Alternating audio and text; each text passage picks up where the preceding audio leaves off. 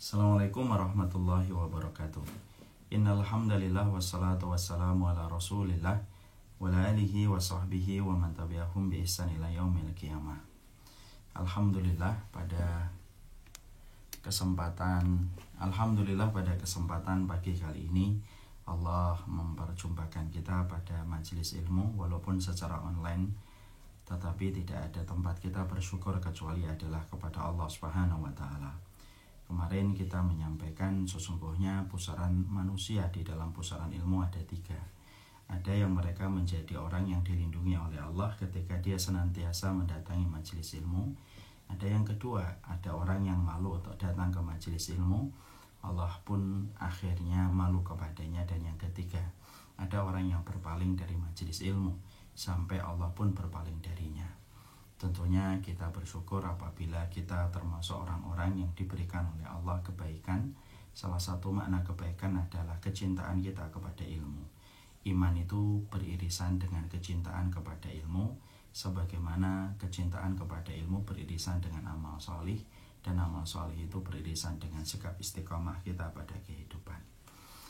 Kita pada kesempatan pagi kali ini, Masya Allah, bersama dengan antum semuanya, saya ingin menyampaikan tentang buku Letter to Allah yang alhamdulillah pada kesempatan pekan ini insya Allah sudah mulai bisa untuk dikirim kepada yang sudah mendaftar. Jadi alhamdulillah buku ini menceritakan tentang ini bukunya Letter to Allah, memahami untayan doa 40 Rabbana di dalam Al-Quran. Ini tentunya sebuah buku yang insya Allah merupakan buku yang akan menjadi pegangan bagi para santri dan bagi para santriwati yang ada di Syamila Series yang ketiga. Kita di Syamila Series yang ketiga akan mengambil tema Letter to Allah. Dan inilah buku yang akan menjadi pegangan untuk seluruh para peserta dari para santri dan para santriwati. Saya akan mencoba untuk menyampaikan sedikit ya, ini bukunya.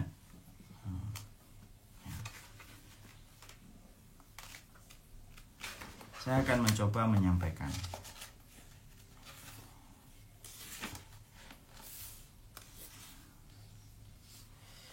Pengantar dulu. Kenapa kemudian saya memberikan buku ini dan menulis buku ini? Memberikan buku ini adalah ketika saya melihat bahwasanya doa hari ini itu di antara 2 persimpangan. Ada yang pertama, yang mereka ketika berdoa maka sekedar menjadi rutinitas. Mereka kalau berdoa itu menjadi rutinitas, hanya mereka ucapkan, mereka aminkan ketika ada yang mengucapkan, tetapi tidak pernah hadir hatinya, tidak pernah hadir kesadarannya ketika mereka mengucapkan doa itu. Karena doa ini sekarang seakan-akan telah menjadi autopilot. Dia kemudian seakan-akan menjadi sebuah kebiasaan, menjadi sebuah rutinitas, ya, yang akhirnya menyebabkan seseorang di dalam berdoa itu tidak pernah betul-betul memahami doa itu mengarah bagaimana, latar belakang dari doa itu apa, dan lain sebagainya, yang akhirnya menjadikan seseorang itu di dalam berdoa ketika tidak hadir hatinya pada doa yang dia pinta dan dia ucapkan, menjadikan bermasalah doa itu di hadapan Allah Subhanahu wa taala. Ini kemudian yang pertama. Ada yang kedua, yaitu adalah mereka yang senantiasa berdoa tetapi doanya hanya sebatas doa, tidak ada ikhtiar. Doanya difahami tetapi difahami secara separuh-separuh karena dia tidak mentadaburi doa itu bagaimana dan bagaimana tafsirnya. Tentunya kita paham doa itu bermacam-macam. Ada doa yang disampaikan oleh para malaikat, ada doa yang disampaikan oleh para nabi, ada doa yang disampaikan oleh mereka yang tertahan di pintu surga. Itu kan beda-beda. Ada yang kedua itu mereka berdoa, mereka mencoba untuk mentadaburi maknanya, mereka mencoba untuk menghadirkan hatinya di dalam mereka berdoa. Tetapi mereka hanya merenungi maknanya saja, merenungi artinya, tetapi tidak lebih daripada itu. Ini pun sudah lebih baik daripada kelompok yang pertama. Walaupun kelompok yang kedua mereka hanya mentadaburi maknanya, tidak mengetahui apa yang terkandung pada doa itu, sebenarnya doa itu diucapkan oleh siapa, yang akhirnya pemaknainnya artinya memaknai dia di dalam doanya itu masih separuh. Ada yang ketiga adalah mereka yang berdoa mencoba memaknai setiap maknanya, mengetahui latar belakang yang ada pada doa itu. Dia tahu bagaimana alurnya doa itu, kenapa Allah abadikan di dalam Al-Quran. Maka itulah yang ketiga. Nah, kita tentunya tidak ingin jadi yang pertama, berdoa hanya sekedar rutinitas. Yang kedua, doa tetapi hanya difahami maknanya, tetapi tidak mengerti tentang lebih daripada maknanya. Tetapi yang kita inginkan itu adalah bagaimana kita berdoanya itu betul-betul berakar pada keilmuan, bersambung pada referensi, kemudian menghadirkan makna pada setiap jiwa kita, teruntai dalam setiap pinta dan untaian doa kita kepada Allah. Ini satu kesatuan yang tidak terpisahkan. Akhirnya dia paham, karena kita harus paham doa itu banyak. Ada doanya malaikat, ada doanya Ashabul Kahfi, ada doanya Nabi, ada doanya orang yang menjadi Ashabul A'raf. Ashabul A'raf itu mereka yang tertahan di pintu-pintu surga. Mereka tidak masuk neraka, tetapi juga mereka tidak masuk surga. Itu juga ada. Dan ternyata beda-beda. Karena kita mengetahui bahwasanya doa semacam itu, itulah yang menjadikan kita selama ini sering yang kita jumpai itu doa-doa yang hanya ditulis doanya dan maknanya, doanya dan artinya, tetapi tadabbur kepada doa itu, bagaimana kita memahami doa itu tidak pernah dihadirkan. Nah, inilah yang menjadikan kami, kenapa saya mencoba untuk membedah tentang masalah doa. Kenapa saya ingin sekali untuk menjelaskan tentang masalah doa secara lebih mendalam, supaya betul-betul yang kita revolusi, supaya yang kita evaluasi bukan hanya sholat, tapi yang termasuk kita evaluasi adalah masalah doa kita. Karena doa itu bukan sesuatu yang sifatnya remeh, tetapi doa itu sesuatu yang sifatnya besar, sesuatu yang sifatnya bisa merubah. Itu adalah doa, dan kita harus paham doa dan takdir itu saling mendahului sampai hari kiamat. Masya Allah ya, doa dan takdir itu saling mendahului sampai hari kiamat. Ketika doa dan takdir itu saling mendahului dan tidak ada perkara yang bisa merubah takdir menuju kepada takdir yang jauh lebih baik kecuali adalah doa. Nah, inilah yang menjadikan kita akhirnya memahami manusia hari ini dalam pusaran doa itu berbeda-beda. Ada yang tidak pernah berdoa karena menganggap doa itu tidak merubah apapun, lalu dia tidak berdoa sama sekali. Ada yang kedua, dia berdoa tetapi hanya sebatas rutinitas dia saja. Dia mengaminkan, dia mengucapkan doa walaupun tampaknya lisannya qomat kamit, tetapi tidak hadir hatinya. Atau terkadang dia berdoa sedikit saja karena dia merasa bahwasanya Allah Maha tahu tentang apa yang dia minta. Ada yang doa semacam ini. Ada yang ketiga, mereka berdoa, mereka kemudian membaca artinya, mereka mencoba untuk menyelami artinya, tapi sebatas hanya menyelami artinya. Ada yang keempat, yaitu adalah mereka yang dia berdoa, dia fahami latar belakang dari doa itu, berakar pada keilmuan, berakar kepada referensi, lalu ketika sudah berakar kepada keilmuan dan berakar pula kepada referensi, akhirnya dia mencoba untuk menghadirkan hatinya, mengikat maknanya di dalam hatinya, kemudian mengukir di dalam untaian doanya kepada Allah Subhanahu wa Ta'ala. Maka ini yang kemudian menjadi masalah penting kita. Makanya inilah yang menjadi pertimbangan saya untuk kemudian menulis doa. Sebenarnya ini nasihat saya untuk diri kami dan keluarga. Karena banyak perkara itu dimulai dari kita berdoa. Bukankah Rasulullah SAW beliau dimenangkan oleh Allah dalam perang Badar dimulai dari satu doa. Allahumma anjis lima wa'adjani, Allahumma ati nafsi ma wa'adjani, ya.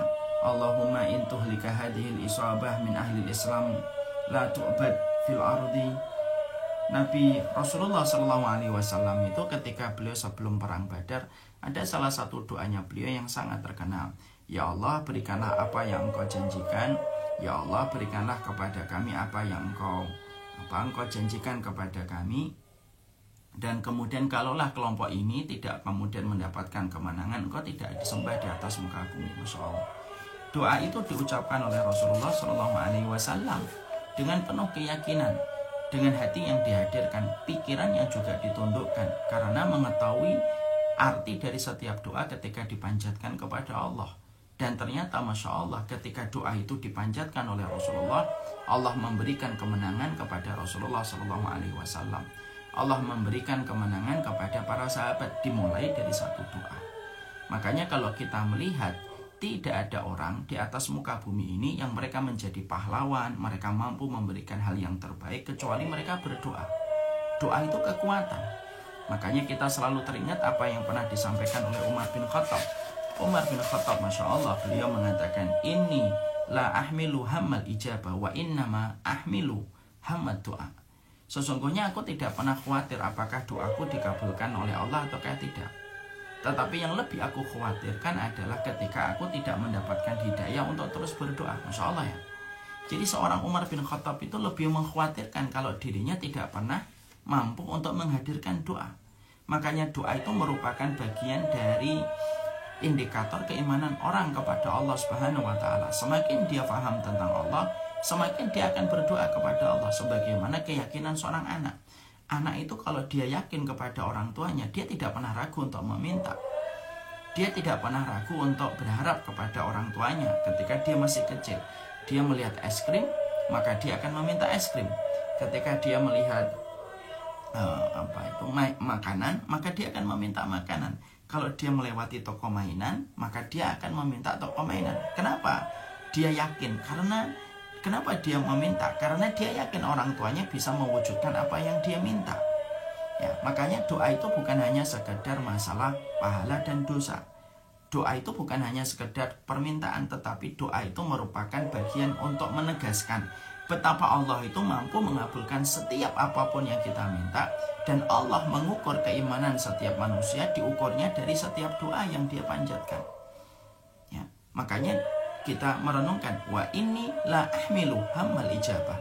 Kata Umar bin Khattab, aku tidak khawatir tentang masalah doaku, apakah dikabulkan oleh Allah ataukah tidak. Yang lebih aku khawatirkan adalah ketika aku tidak lagi memiliki hidayah untuk berdoa kepada Allah Subhanahu wa Ta'ala. Makanya Masya Allah, kalau antum saya ingin mendiagnosa bagaimana tingkat keimanan kita, banyak indikator yang bisa kita cek untuk mendiagnosa keimanan kita. Tapi salah satu di antara perkara untuk mendiagnosa keimanan kita, yaitu adalah ketika kita mendiagnosa keimanan kita, salah satunya dengan doa. Makanya kita sering menjumpai ada orang-orang yang mereka diberikan oleh Allah hal yang luar biasa di dalam doanya. Nabi Zakaria, bukankah beliau Masya Allah diberikan keturunan ketika pada usia yang tidak lagi muda disebabkan doanya. Dan Allah abadikan di dalam Quran. Kita melihat Nabi Ibrahim, Allah memberikan keturunan kepada Nabi Ibrahim ketika di masa tua, di masa senja. Dan itu diberikan oleh Allah disebabkan doa-doa panjang yang dipanjatkan oleh Nabi Ibrahim. Betul, takdir itu ditetapkan oleh kita. Tapi ingat, doa dan takdir itu saling mendahului sampai hari kiamat. Dan itu menjelaskan tentang kekuatan doa. Karena kita paham, orang yang berdoa itu sebenarnya mereka mengetuk pintu langit. Dan orang yang mengetuk pintu langit adalah orang yang paling besar dibukakan pintu langit untuknya. Sebagaimana orang yang rajin mengetuk pintu. Orang yang rajin mengetuk pintu adalah orang yang paling besar dibukakan pintu untuknya kalau dia rajin mengetuk pintu langit. Kalau dia rajin mengetuk pintu. Kalau ada orang yang ketuk pintu rumah saya sekali, mungkin saya tidak membukakan. Tapi kalau dia terus mengetuk berkali-kali, maka kemudian saya akan membukakan pintu itu kepada beliau. Karena apa? Seringnya dia mengetuk pintu. Sama. Itu analogi sederhana. Bahwasanya doa itu merupakan bagian dari kita mengetuk pintu langit. Berapa banyak kesulitan yang Allah uraikan karena doa yang dipanjatkan ketika Allah melihat kesungguhan orang itu ketika berdoa. Berapa kemudian pertolongan didekatkan oleh Allah ketika orang-orang yang meminta pertolongan itu betul-betul hanya berharap kepada Allah. Perkara itu loh semua yang menjadikan kita harus paham. Doa itu kekuatan. Makanya kalau kita melihat apa yang terjadi pada keluarga kita, apa yang terjadi pada masyarakat kita, apa yang terjadi kepada bangsa kita, mungkin salah satu di antara ruwetnya benang, seluruh kompleksitas dan masalah yang terjadi pada negeri kita dan bangsa kita, mungkin salah satunya karena doa-doa kita yang belum terangkat ke atas langit, sampai kemudian satu persatu pertolongan belum Allah turunkan. Karena Allah belum melihat kesungguhan kita di dalam berdoa. Ada yang berdoa sekedar rutinitas, dia angkat tangan, diaminkan. Yang menjadi ironis kadang-kadang dia tidak tahu yang sedang berdoa itu meminta apa. Ya karena hanya sekadar menjadi autopilot dan menjadi rutinitas. Dia amin, amin, amin. Tapi kalau ditanya, kamu tadi doa apa? Saya tidak ngerti, imamnya baca doa apa. Disebabkan karena kita selalu membiarkan kita bodoh terhadap doa. Oke lah, banyak perkara kita bodoh terhadap faraid, mungkin dimaklumi. Kita bodoh dalam masalah fikih, mungkin masih bisa dimaklumi. Tapi kalau kita bodoh terhadap urusan doa kita ini sulit untuk memaklumi. Kenapa? Kamu meminta aja kamu tidak paham. Bagaimana kamu meminta, kamu kemudian tidak paham, padahal kamu meminta kepada Allah. Kalau kemudian dalam urusan faraid, membagi warisan, bagaimana kita tidak paham, oke, di situ masih ada permakluman yang kemudian kita bisa berikan kalau kemudian kita dalam kondisi tidak paham. Tapi ini kan doa. Kalau kemudian kita berdoa kepada Allah, lalu kemudian kita tidak memahami apa yang kita minta kepada Allah, maaf ya, mungkin kira-kira sudah melampaui batas atau tidak melampaui batas? Sudah melampaui batas, minta aja kamu nggak ngerti. Kalau kemudian dalam masalah ilmu, misalkan tazkiyatun nafas dan yang lainnya kita belum paham, oke, tidak apa-apa. Itu kemudian menjadi sesuatu yang sifatnya masih kita maklumi. Tapi Masya Allah, doa itu perkara penting. Doa itu menjadi perkara besar di sisi Allah. Dan Allah menilai kekuatan kita itu terletak pada doa kita. Makanya bangsa kita hari ini dengan berbagai macam masalah yang kita hadapi, mungkin salah satunya di antara kompleksitas penyebab dan pemicu. Sampai akhirnya kemudian kita mengalami masa-masa yang sulit ini disebabkan karena kita tidak pernah mengkoreksi doa kita. Permintaan kita kepada Allah tidak pernah kita perhatikan, padahal doa itu mencapai sesuatu yang besar betul di sisi Allah. Makanya kenapa kemudian saya menulis buku ini? Ini buku Letter to Allah. Karena kemudian saya ingin memberikan sebuah refleksi, memberikan sebuah tamparan kecil. Ternyata kita ini kalau berdoa tidak berakar. Kita doanya tidak ngerti doa ini dulu diucapkan siapa, kemudian bagaimana latar belakang doanya, dan bagaimana kita menghadirkan doa itu. Padahal kemudian doa yang datang dari hati itu menghadirkan makna. Ketika doa itu menghadirkan hati, menghadirkan makna, Masya Allah, maka sesungguhnya Allah akan kemudian mengabulkan. Setiap doa itu sudah bekerja ketika prosesnya sudah benar. Berapa banyak takdir kebaikan yang Allah berikan kepada antum, kepada kami, kepada semuanya, ketika kemudian kita sudah betul-betul menghadirkan hati kita. Masya Allah ya. Nah inilah yang menjadikan kita paham. Jadi kalau kita melihat bangsa ini jangan hanya sekedar menyalahkan. Oke, kita harus menegakkan amar ma'ruf nahi munkar. Jelas kita sepakat itu. Tapi selain dari amar ma'ruf nahi munkar, ada doa yang harus senantiasa diasah terus, ada doa yang harus senantiasa dipertajam terus. Karena bisa jadi masalah bangsa ini akan terurai oleh Allah kalau ada salah satu di antara kita yang berdoa diterima oleh Allah. Ya Allah, kebaikan doa ini ya Allah, aku tujukan kepada apa yang kemudian disampaikan, apa yang kemudian kami minta kepadamu. Lah disinilah yang menjadikan kita memahami betul bagaimana dalam kehidupan kita senantiasa memerlukan doa. Makanya kemudian kita ingat apa yang tadi disampaikan oleh Umar bin Khattab. Wa inilah ahmilu hammal ijabah. Wa inni ahmilu hammat doa. Sesungguhnya aku ini tidak peduli dan tidak perlu khawatir terhadap doaku apakah kemudian diterima oleh Allah ataukah tidak.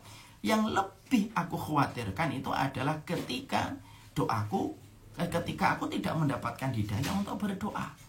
Nah inilah yang menjadikan kita memahami itu. Makanya saya tulis itu di dalam bab muqaddimah. Di dalam muqaddimah, manusia di dalam masalah doa itu dalam banyak persimpangan. Ada yang tidak pernah berdoa karena kemudian merasa doa itu tidak bisa melahirkan aksi nyata pada kehidupan. Keimanan dia kepada Allah lemah. Ketika keimanan dia kepada Allah lemah, itulah yang menjadikan akhirnya dia tidak pernah merutinkan doanya. Karena menurutnya doa tidak terlalu banyak. Doa itu kemudian tidak perlu tidak perlu untuk kemudian dihadirkan. Yang penting usaha. Ada yang kedua, dia berdoa tetapi kemudian tidak pernah hadir maknanya. Kemudian ada yang ketiga, dia berdoa hanya memahami saja artinya. hanya memahami saja artinya, tetapi kemudian tidak mentadaburi maknanya yang terkandung di dalamnya. Kemudian ada yang keempat, orang yang berdoa, dia kemudian melahirkan ilmunya, referensinya dibaca. Oh, ternyata doa ini dari Ashabul A'raf. Siapa itu Ashabul A'raf? Ada Ashabul A'raf itu mereka yang tidak masuk surga tapi juga tidak masuk neraka. Oh, Ashabul A'raf itu doanya ini, Ashabul Kahfi doanya ini. Oh, doanya Nabi Syuaib ketika menghadapi kaumnya itu begini. Oh, doanya Nabi Ibrahim ketika menghadapi kaumnya Namrud itu begini. Beda-beda. Karena doanya Nabi Ibrahim ketika beliau ada di Babilonia itu beda dengan doanya Nabi Ibrahim ketika beliau di Mekah. Kalau doanya Nabi Ibrahim di Mekah itu selalu meminta keberkahan, karena pada saat itu beliau kemudian dalam kondisi ingin mendapatkan keberkahan bagi penduduk Mekah dan juga kemudian orang-orang yang mereka itu dalam kondisi semacam ini. Makanya inilah yang menjadikan kita memahami, itulah yang menjadikan kita menulis buku ini. Lalu kemudian saya sampaikan di sini juga bahwasanya doa itu pada dasarnya tidak pernah merugi. Doa itu melampaui batasan-batasan maksimal yang bisa kita miliki. Manusia itu memiliki batasan maksimal di sini. Oh, doa itu melebihi batasan lebih daripada maksimal yang bisa dilakukan manusia. Ya, itu doa. Makanya Masya Allah ini. Saya ambilkan sebuah contoh yang saya tulis di dalam buku ini. Ya. Ketika doa itu diistijabah oleh Allah, ini saya akan sampaikan. Ada seseorang yang kemudian berdoanya itu adalah namanya adalah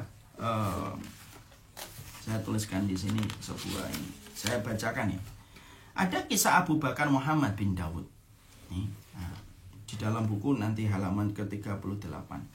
Kisah Abu Bakar Muhammad ini luar biasa dan banyak sekali kemudian Allah sampaikan di dalam Allah, kemudian banyak disampaikan para ulama di buku-buku mereka dan kitab-kitab mereka.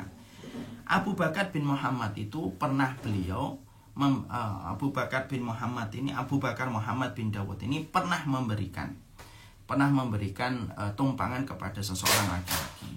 Lalu laki-laki ini menumpang kepada Abu Bakar Muhammad bin Dawud, numpang melewati satu jalan dari satu tujuan yang mereka kemudian ingin dapatkan. Kemudian laki-laki yang numpang kepada Abu Bakar Muhammad bin Dawud ini berkata, lewat sini aja. Abu Bakar bin Muhammad berkata, ini jalan yang jarang dilewatin orang. Lalu yang numpang sama Abu Bakar Muhammad ini berkata, tidak apa-apa, saya tahu tentang jalan ini. Ini lebih cepat untuk nyampe ke kota yang kita akan tuju. Sebenarnya Abu Bakar pada dasarnya dia sudah dalam kondisi ragu. Masa sih? Iya, kamu harus percaya sama saya. Karena tampaknya orang ini baik, akhirnya diikuti sama Abu Bakar Muhammad. Sampai kemudian ketika sampai ke tengah perjalanan, tiba-tiba Abu Bakar Muhammad kaget menjumpai banyak tulang belulang di sekitar jalan yang dilewati olehnya. Langsung rasa takut itu menyergap kepadanya. Ketika dalam kondisi semacam itu, tiba-tiba orang yang ada di belakangnya yang menjadi penumpangnya ini yang dia berikan tumpangan mengeluarkan senjata tajam. Masya Allah. Lalu dia turun. Langsung kemudian dia lari, dia tinggalkan kudanya dan seluruh bekal yang ada di dalam perjalanan itu. Dia lari dan dikejar sama laki-laki itu. Maka kemudian Abu Bakar Muhammad itu sampai berkata kepada laki-laki yang menumpangnya, yang mengejar dia, sudah ambil aja itu, diambil aja. Ruda saya dan bekal saya diambil aja, nggak usah kamu kejar saya, nggak usah kamu apa-apain saya. Tapi pada saat itu, Masya Allah, pada saat itu laki tersebut, masalah kuda, masalah bekal itu memang sudah jadi milikku, nggak usah kamu omongin. Saya pingin membunuhmu aja, Masya Allah. Akhirnya laki-laki itu berhasil menangkap Abu Bakar Muhammad. Lalu kemudian akan dibunuh. Jadi ternyata tulang belulang yang ada di sekitar jalan itu merupakan korban dari orang itu. Dia pembegal, tapi berwajah nice, berwajah baik. Sampai akhirnya ketika akhirnya mau dibunuh, maka Abu Bakar Muhammad bin Dawud ini meminta sesuatu kepada penumpang itu. Berikanlah saya waktu untuk berdoa. Masya Allah. Akhirnya pembegal ini memberikan waktu. Ya sudah, kamu berdoa dulu. Masya Allah, karena dia sholat, kemudian dia ingin berdoa. Masya Allah. Karena saking takutnya beliau betul-betul ngisi kepada tempatnya beliau, Masya Allah. Itu yang kemudian akhirnya ketika ketakutan tidak ada satupun doa yang dia ingat, tidak ada satupun ayat yang dia ingat kecuali satu. Amma yujibul muttar idza da'ahu wa yakshifas su'. Amma yujibul muttar idza da'ahu wa yakshifu as-su'. Maka kemudian di situ beliau kemudian cuma ingat satu ayat. Ayatnya apa? Surat An-Naml 62. Bukankah Allah yang memperkenankan doa apabila dalam kesulitan, dan apabila dia berdoa kepada Allah maka Allah yang menghilangkan kesusahan. Masya Allah. Ternyata yang diingat oleh Abu Bakar Muhammad bin Dawud itu hanya satu doa itu saja, satu ayat tersebut saja, yaitu surat An-Naml 62. Siapa yang akan menghapuskan semua kesusahan dan kesulitan? Hanya Allah yang kemudian menghapuskan semua kesulitan dan semua kesusahan itu. Masya Allah. Maka karena yang diingat cuma satu ayat itu, yaitu surat An-Naml 62 dari seluruh ayat yang dihafal oleh Abu Bakar Muhammad bin Dawud. Oleh Abu Bakar bin Dawud itu, Masya Allah. Maka kemudian apa? Allah memberikan kepadanya satu pertolongan yang luar biasa yang tidak pernah kita akan tahu itu logikanya. Tiba-tiba ada satu penumpang dari arah bukit yang tidak tahu arahnya kemana, menunggangi kuda yang begitu besar. Dan dia juga berbadan besar, memanah pembegal tersebut, dan pembegal itu langsung terperosok mati. Masya Allah. Lalu kemudian Abu Bakar Muhammad penasaran dengan orang misterius itu. Lalu kemudian Abu Bakar Muhammad itu berkata, siapakah dirimu wahai Tuhan? Laki-laki penumpang itu, aku adalah utusan dari Rabb yang mengabulkan segala permintaan doa, yang apabila makhluknya berada dalam kesulitan dan menghilangkan kesusahan. Masya Allah. Lalu kemudian penumpang kuda itu hilang. Ini kisah nyata, ini banyak disampaikan oleh para ulama di dalam kehidupan kitab-kitab mereka. Ini kemudian disampaikan oleh para ulama di dalam kitab-kitab mereka. Ketika dalam kondisi ketakutan yang luar biasa, beliau dalam kondisi ketakutan yang sangat luar biasa, tidak ada satu ayat yang dia ingat kecuali surat An-Naml 62 tadi. Siapa yang memperkenankan doa dan kemudian mengabulkan doa setiap hambanya berada dalam satu kesulitan. Masya Allah. Ternyata hanya doa ini. Yang kemudian dihafalkan oleh beliau. Dan ternyata Allah kirimkan satu pertolongan yang tidak pernah mampu dilogika oleh manusia. Tapi ini kisah nyata. Dicatat oleh banyak ulama di kitab-kitab mereka tentang seseorang yang bernama Abu Bakar Muhammad bin Dawud. Makanya Masya Allah, hal-hal semacam ini yang terkadang tidak pernah kita baca, akhirnya tidak mampu melahirkan narasi pada kehidupan kita. Kalau kita melakukan sesuatu tidak punya motivasi, tidak punya narasi, akhirnya tidak mampu kita menghadirkan hati kita. Makanya Masya Allah, kisah Abu Bakar Muhammad bin Dawud itu betul-betul memberikan kepada kita doa dan takdir itu saling berlarian dan saling mendahului sampai hari kiamat. Makanya kita dapatkan kenapa Allah mengabulkan permintaan dari Abu Bakar Muhammad bin Dawud ini, karena Abu Bakar Muhammad ketika pada saat dia dalam kondisi ketakutan, tidak ada yang dia pikirkan kecuali Allah. Tidak mikir makhluk, tidak mikir dunia, tidak mikir pujian, tidak mikir apapun.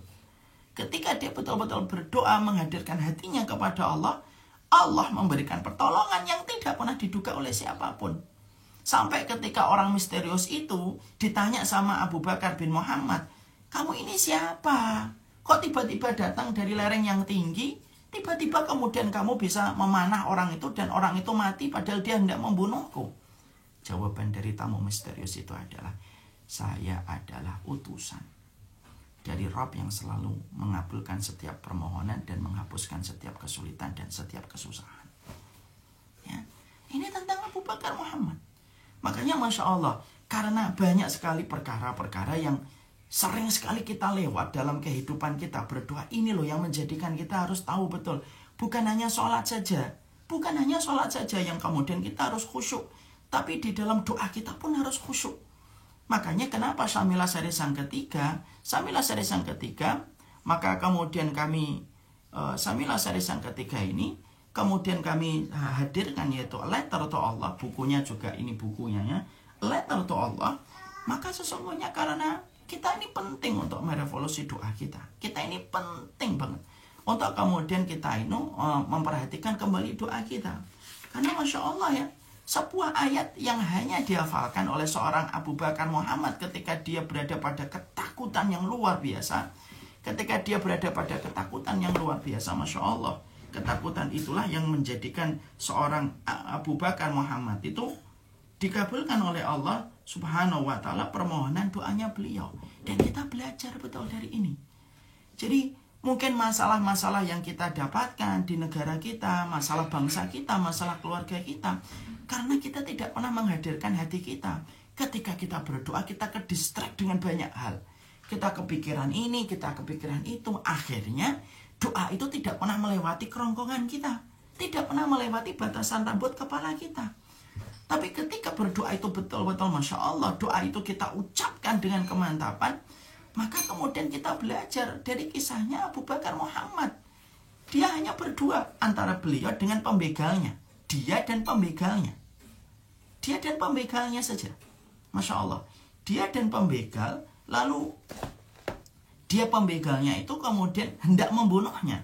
Tapi Abu Bakar Muhammad meminta izin, meminta waktu supaya, ya Allah, wahai pembegal, saya pengen sholat dulu sebelum kau bunuhku. Dikasih izin. Dia membaca doa, dia mencoba untuk meminta pertolongan itu karena saking takutnya. Dia bingung mengucapkan apa. Dan tidak ada yang diingat kecuali adalah surat An-Naml ayat yang kedua. Masya Allah. Maka kemudian pada saat itulah Allah memberikan kepadanya pertolongan yang luar biasa. Mari baca, ayo dibuka surat An-Naml ayat 62. Silakan dibuka surat An-Naml 62. Bagi yang kemudian ini, ayo kita tadabburin doa yang kemudian diucapkan oleh seorang Abu Bakar bin Muhammad. Sudah memegang doanya? Surat An-Naml 62, sebentar.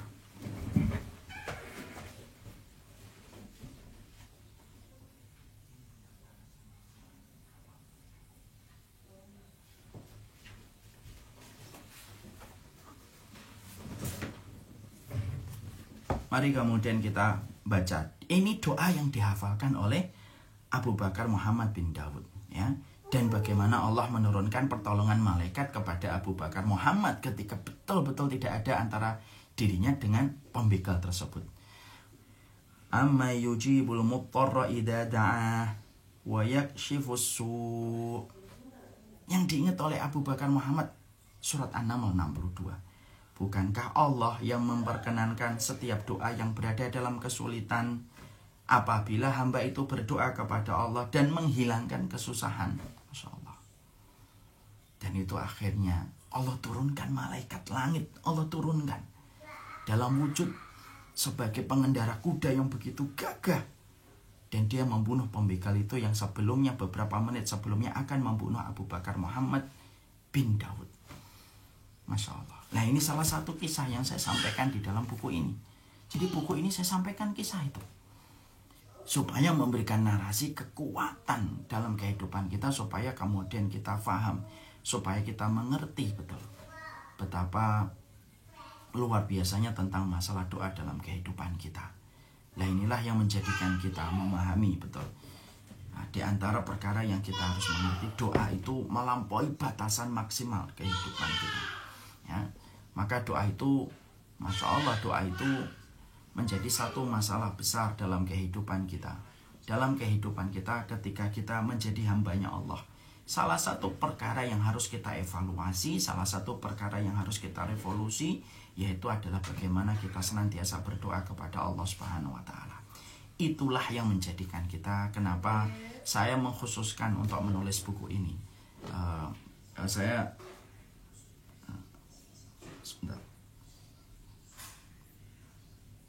Saya kenapa mengkhususkan buku ini, karena sesungguhnya buku ini, semoga panjang umur. Saya kemarin terima BC dari grup, katanya Ustadz meninggal, ternyata itu hoax. Ya, alhamdulillah. Jadi inilah yang menjadikan saya menulis buku ini, yaitu dengan mengambil satu tema yang sama juga, letter to Allah, karena pada dasarnya ini merupakan sebuah perkara besar yang kemudian harus kita hadirkan di dalam setiap kebaikan kita. Jadi kalau kemudian kita ingin memaksimalkan semua kebaikan-kebaikan kita pada kehidupan kita, yaitu adalah bagaimana kita memastikan betul, bagaimana kita ini merevolusi doa kita. Mengevaluasi doa kita itu simpel. Mengevaluasi doa kita itu simpel. Sebentar.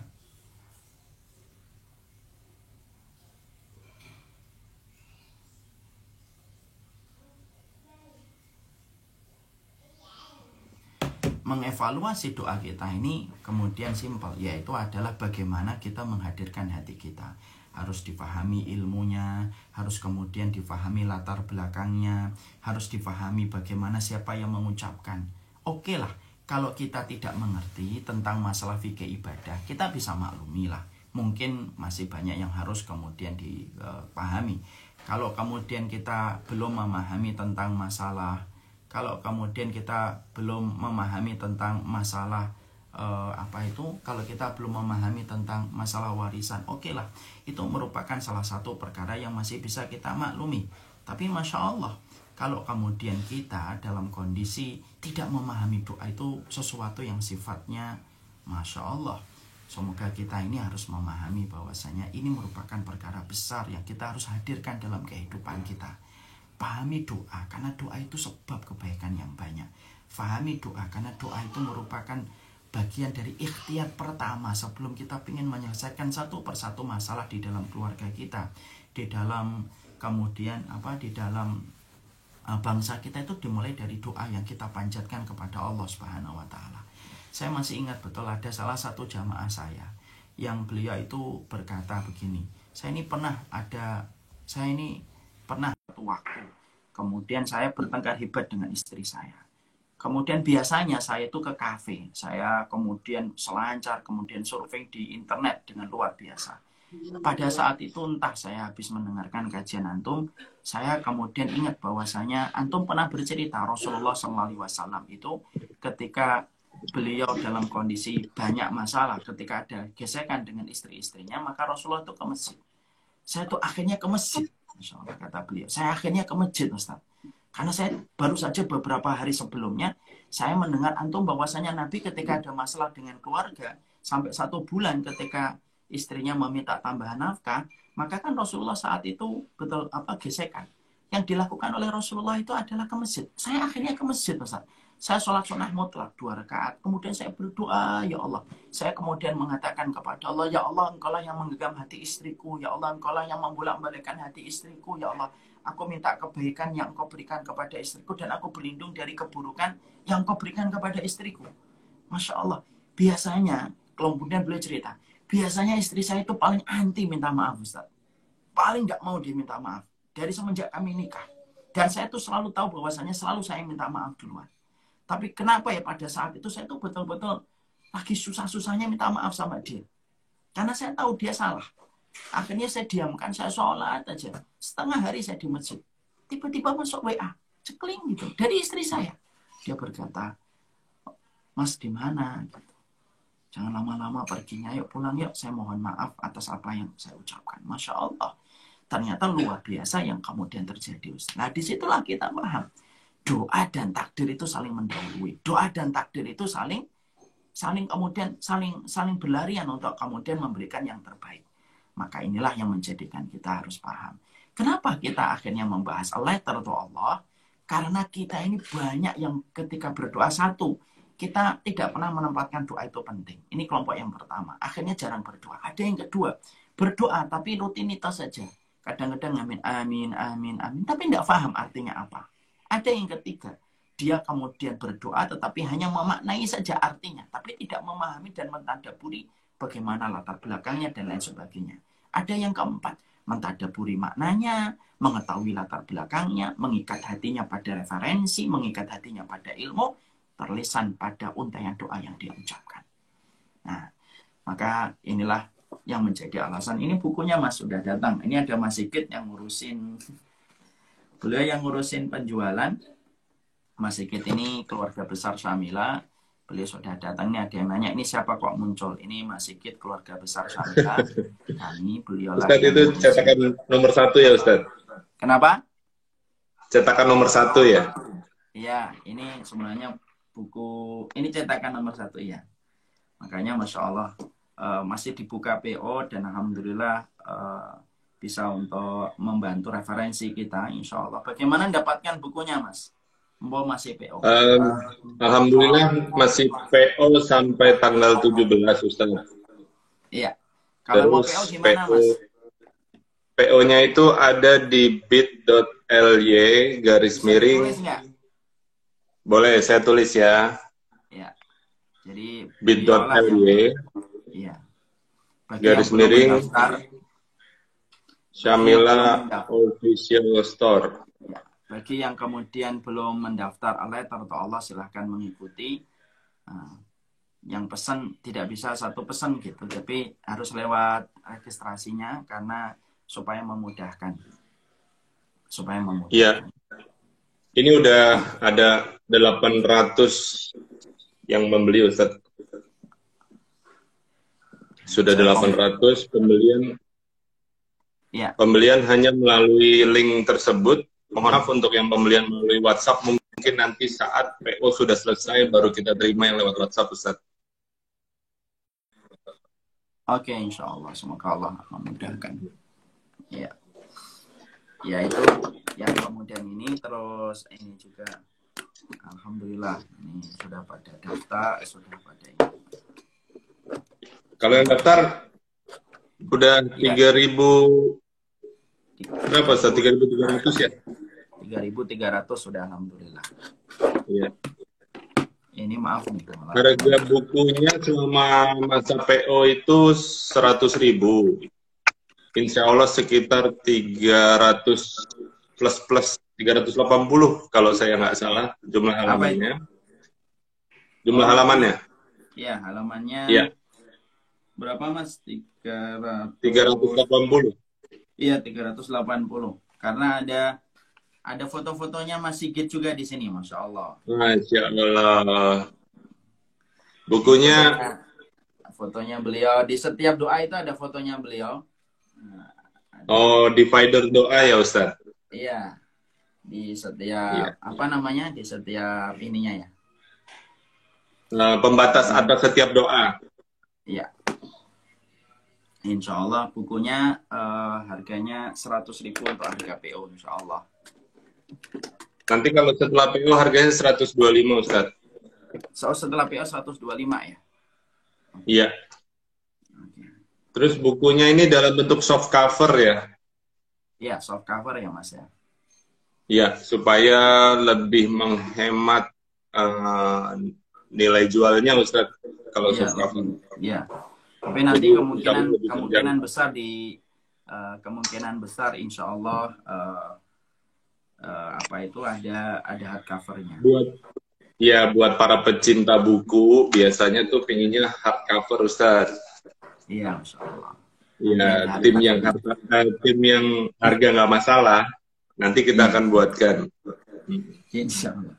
Dan ini ada juga kemudian kabar gembira Mas Sigit ya. Kabar gembira. Apa tuh Ustaz? Iya, jadi insya Allah bukunya saya dan Bibu juga kemudian akan segera dibuat. Ini sedang rilis materi. Iya. Masya Allah. Yaitu poligami antara kata hati dan syariat. Itu yang kemarin yang kita share di Samila Series ya. Masya Allah. Oh, alhamdulillah. Ini benar-benar kabar gembira nih. Masya Allah. Produktif berarti. Cuma produktifnya beda. Kirain adiknya Basim yang ke-7. Insya Allah. Amin. Iya. Barakallahu fiik. Jazakumullah khair. Disinilah kita akhirnya sampaikan bagi yang ingin untuk mendapatkan buku. Nah, jadi saya di sini bukunya itu saya tuliskan pertama lewat prolog dulu, baru kemudian mentadaburi. Jadi kemudian saya mentadaburi, kemudian ada prolognya gitu. Ya Mas Sigit ya. Iya Ustaz, betul. Iya. Jadi Mas Sigit sudah pernah baca kan? Sudah. Saya baca baru sampai 20 Ustaz saya bacanya. Sampai doa yang ke-20. Gimana Anas reviewnya Mas Sigit? Masya Allah Ustadz, kan saya termasuk yang menunggu-nunggu tulisan Ustadz ya. Ya. Dan menjadi naskah editor, termasuk membantu sedikit dalam hal mereview tulisan. Alhamdulillah Ustadz, Masya Allah. Ya, Banyak, ya banyak hikmah yang bisa diambil dalam proses produksinya aja. Saya benar-benar merasa bahwa bersyukur Ustadz. Iya, Masya Allah. Iya, padahal ini ya, padahal luar biasa karena kita nulis buku pada saat ya rekaman, pada saat mempersiapkan alat Allahnya luar biasa, pressernya juga luar biasa, belum lagi harus pakai voice over karena di Syamila Letter to Allah, Syamila series yang ketiga ini luar biasa. Ada voice voice over yang mengisi, Masya Allah, yang akan betul-betul mengetok-ngetok dan akan menggedor-gedor hati kita supaya kita selalu memahami doa yang kita panjatkan kepada Allah semacam apa. Ya Ustadz, alhamdulillah proses produksinya penuh dengan segala macam tantangan, belum lagi penuh dengan over budget Ustadz. Iya, Masya Allah. Iya, alhamdulillah. Jadi insya Allah apa yang dibayarkan oleh teman-teman mungkin bertanya-tanya ya, kenapa harganya sampai 200.000, kenapa mahal dalam 12 episode ini gitu. Itu insya Allah dananya semua akan dikembalikan kepada teman-teman semua. Itu ada biaya produksi, biaya voice over, terus biaya tim yang ada sekitar hampir 10 orang yang ikut produksi ini. Itu Ustaz. Jadi insya Allah semua kembali kepada saudara-saudara kita yang ikut berinfak di dalam Syamila series 3. Iya, dan itu juga sebagian. Jadi kalau kalian antum semuanya mengikuti Syamila series itu, kalian mendapatkan dua. Satu, menjadi penuntut ilmunya. Yang kedua, maka termasuk berwakaf dengan uang 200.000 itu membiayai banyak sekali perjalanan dakwah dan banyak sekali peralatan-peralatan dakwah yang peralatan-peralatan itu kita beli ya salah satunya dengan HTM yang dibayarkan. Saya bukan tipe orang yang suka mengajukan proposal doang gitu. Setiap ustadz beda-beda caranya. Kalau saya bukan tipe orang yang ayo kita mau beli ini gitu. Bolehlah sekali-kali saya kadang-kadang semacam itu. Tapi saya lebih sering pingin supaya ketika kita pingin mengajak umat, kita ngajaknya bareng-bareng. Ayo kamu ikuti ini, kamu akan mendapatkan ilmu, tapi juga kamu telah membantu dana-dana wakaf kami dalam dana-dana dakwah. Makanya Masya Allah, yang ini yang kemudian kita butuhkan di dalam kehidupan kita. Semoga Allah memberikan keberkahan dalam setiap apa yang kita selenggarakan. Jazakumullah khair. Semoga Allah memberkahi setiap apa yang kita kaji. Ya, kalau bagi yang pengen mendapatkan bukunya, silahkan untuk melihat pinnya Mas Pras. Kalau kemudian ingin mengikuti acara kajiannya, Masya Allah silahkan tadi dilihat pinnya istri saya tercinta yaitu Bibu. Di situ sudah ada pinnya beliau untuk mendaftar Syamila series atau kemudian mendaftar PO bukunya. Semoga Allah memberikan keberkahan atas apa yang kita pelajari. Jazakumullah khair kepada semuanya. Saya nambahin sedikit soal kelasnya Ustadz. Jadi kelasnya itu berlangsung pada Isya dan bisa diputar kembali di murojaah kapan saja setelah kelas berlangsung. Jadi kelas tidak melalui Zoom, tapi melalui live stream. Insya Allah dengan kualitas yang lebih baik gitu. Nah ini ada salah satu di antara testimoni Mas Sigit dari Mbak Safitri. Iya benar, selain materi ilmu yang luar biasa, kemasan visualnya juga selalu sangat bagus dan bisa dilihat ulang-ulang, jadi bisa murojaah terus. Jadi kita Masya Allah, jazakallah khair Mbak Safitri. Jadi yang mengikuti Syamila itu nanti dia akan bisa mengakses terus tulisannya. Dan memang betul-betul kami berusaha untuk mempackage yang terbaik. Kemarin aja di Syamila series ini ada mini seriesnya, ada sinetronnya dulu. Jadi sinetron ini sampai dikerjakan berhari-hari. Nah, Masya Allah ini makanya luar biasa. Kemana daftar Syamila seriesnya? Silahkan diketik nomor pendaftarannya. Ibu, berapa Bu? 0857, berapa Mas anunya? Iya, pendaftaran bisa lewat WhatsApp 085 kalau ya, pendaftaran Samila Series. 0857 Sebentar saya ketik 751 Ustaz. ya. Sudah. 0857 751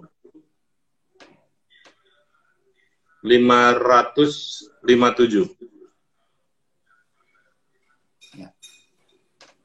Ya, jadi Masya Allah bisa ditonton. Nah, ini ada siapa ini? Mbak atau Mas ini Elentia, well recommend. Ya, saya baca. Nah, bisa diulang-ulang terus sama anak-anak dan keluarga besar. Bahkan kalau kita ingat kemarin yang Syamila Series yang kedua, From Jihad to Aras itu, sampai anak-anak kecil mereka ikut-ikutan.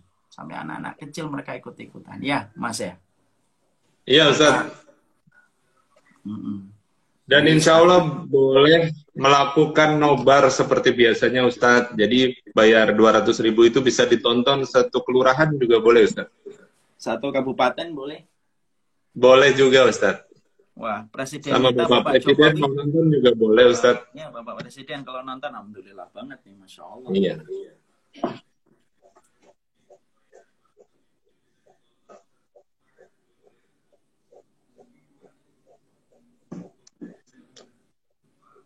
Pendaftaran buat Samila Series masih dibuka insya Allah, dan buat bukunya insya Allah juga masih dibuka. PO-nya sampai tanggal 17. Dipersilakan buat sahabat dakwah Syamila yang ingin bergabung. Iya, Masya Allah. Jadi insya Allah bagi yang kemudian bagi yang kemudian bagi yang kemudian pada saat malam itu tidak bisa mengikuti acaranya, maka bisa untuk dialihkan di waktu paginya, atau kemudian dia bisa ngulang-ngulang bisa mengulang-ulang rekamannya pada waktu yang lainnya. Iya. Iya Ustaz. Barakallahu fikum. Jadi silahkan kalau yang pengen mendapatkan bukunya, ini bukunya Letter to Allah, insya Allah sudah bisa untuk didapatkan dalam PO. Kalau PO memang tidak bisa lewat WA, tapi lewat jalur biasa. Kemudian didapatkan PO-nya itu nanti Mas Sigit yang akan mengurus. Lalu bagi yang ingin mendaftar, tadi nomor pendaftaran WA untuk Syamila Series kita yang ketiga, di situ juga ada dipin juga oleh istri saya yang tercinta. Ibu juga sudah ada di situ. Semoga Allah memberkahi kita dalam pertemuan ini. Jadi insya Allah Ramadan kita akan jauh lebih bermakna. Ramadan kita akan jauh lebih bermakna dengan kita mempelajari kembali doanya. Saya ingatkan kembali, mari belajarlah dari kisahnya Abu Bakar Muhammad bin Dawud. Kita mendapati bahwasanya doa dan takdir itu saling berlari. Makanya luar biasa kalau doa ini bisa merubah banyak keadaan. Kenapa kita tidak mengevaluasi doa kita dan merevolusi doa kita? Semoga Allah memberkahi kita, memberikan kebaikan kepada kita semuanya. Semoga bisa banyak yang menonton. Saya harapkan juga semuanya, mungkin para pejabat silahkan ikut menonton juga. Masyarakat suruh menonton untuk kebaikan kita bersama, kebaikan untuk masyarakat kita dan bangsa kita tercinta.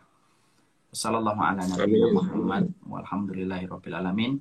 Saksikan terus, saya akan sering muncul karena saya akan mensosialisasikan Letter to Allah. Saya akan banyak masalah doa yang mungkin saya angkat supaya memberikan testimoni kepada antum semuanya untuk mengikuti. Barakallahu fikum. Jazakumullah khair. Ada lagi? Tulisan bukunya terbalik Ustadz, setting kameranya belum di mirror. Gimana ya? Ibu, saya kalau masalah kayak gini itu nggak paham. Ibu, sayang, ini setting mirrornya katanya belum disetting sih. Mirrornya. Mirror? Iya. Untuk?